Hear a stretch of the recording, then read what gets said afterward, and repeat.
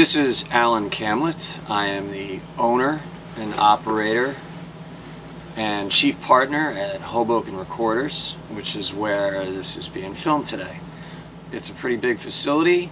It's at least 2,000 square feet, and it's primarily designed for live performance, which a lot of studios don't really cater to anymore. So you need a lot of room and square footage to do that kind of thing. Actually, we can accommodate big bands in here, and we can isolate a lot of instruments and still have people all playing at the same time.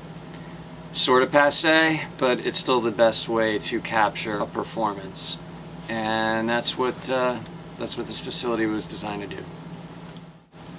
Hoboken Recorders actually did not start in Hoboken. It started in downtown Jersey City when there was hardly anything on the waterfront of Jersey City. We were in an old tobacco factory, and it was a room hardly bigger than the room that I'm sitting in right now, which is probably the size of a normal bedroom in a house.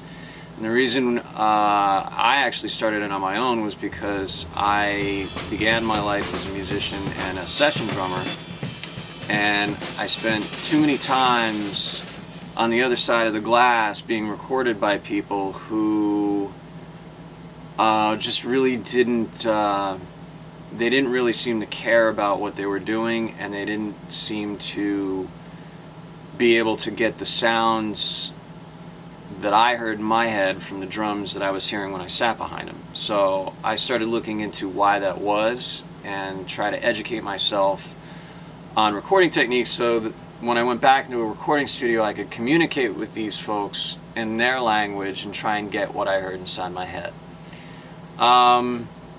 So in order to do that, I needed to experiment a lot and put mics up on drums and record, and sooner or later people found out I was doing this, and like, hey, can you do me a favor, my band needs a demo done, you know, and all of a sudden I was doing, you know, drums and guitars and bass, and then somebody's knows somebody that needs a vocal done, and then all of a sudden you're just kind of in business.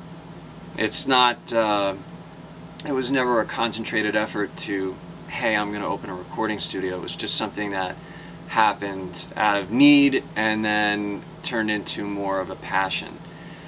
But like most studios in the tri-state area, we're right outside of New York City, real estate is at a premium, and that building is now a vacant lot. And when that building got torn down, we moved here. I took on my partner Pete and another partner named John, and we renamed the place Hoboken Recorders. It used to be known as Sweatshop Music, and that was because there was no ventilation in the place whatsoever. So now we're in Hoboken, and we went from a little bedroom to, like I said before, it's about 2,000 square feet, and we can accommodate at least 15 to 18 musicians. Because we have such a large facility now, we've attracted a whole host of different types of client, mainly those that are interested in recording real instruments and recording live music together at the same time. And that really doesn't have much to do with the genre, it just has to do with what their goal for their project was. So we've done work for every major label, going from big band jazz like the Delphian Jazz Orchestra, to more contemporary jazz. We just did a record for Kiku Collins, who works with Michael Bolton and Beyonce, and we've done work for Jean Grey, who is on the Blacksmith label, and that's just the current stuff we're doing right now. The list goes on. Pros and cons of digital technology. Pros are that you can work really fast. You can work on multiple things at once. You can be working on 3 projects at the same time, and if you get a little tired of one, you can take a break, move on to another one. And of course, the ease and speed in which you can do that with digital technology is great. Cons of digital technology is it gives the producer or engineer the ability to manufacture a performance rather than capture something. While digital technology such as Pro Tools will capture something if you let it, it also has powerful tools in which you can also manufacture something that maybe wasn't the intent of the performer and maybe isn't really true. One of the things that we're known for here, and that I've been personally getting more involved in, I've always been involved in production, and sometimes it's been heavy-handed, sometimes it hasn't been so heavy-handed, and I've done heavy rock records, I've done singer-songwriter records, I've done jazz records, I've done film scores and commercials, and each type of production is a little different. One thing that I wasn't really well versed in that I always wanted to jump into was hip-hop.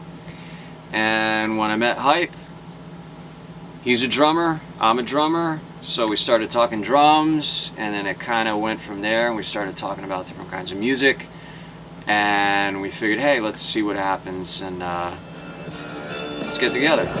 And that ended up being a pretty fruitful pairing, and we remastered a Young Chris and Freeway single. We're working on a bunch of stuff for a new Fat Joe record, and Hype's management is pretty solid. He's involved with management that represents Missy Elliott, Busta Rhymes, and Jim Jones, so we have some bright things coming up in our future, and it's pretty exciting because I'm doing stuff that I haven't done before, but I feel really confident about what we're doing together.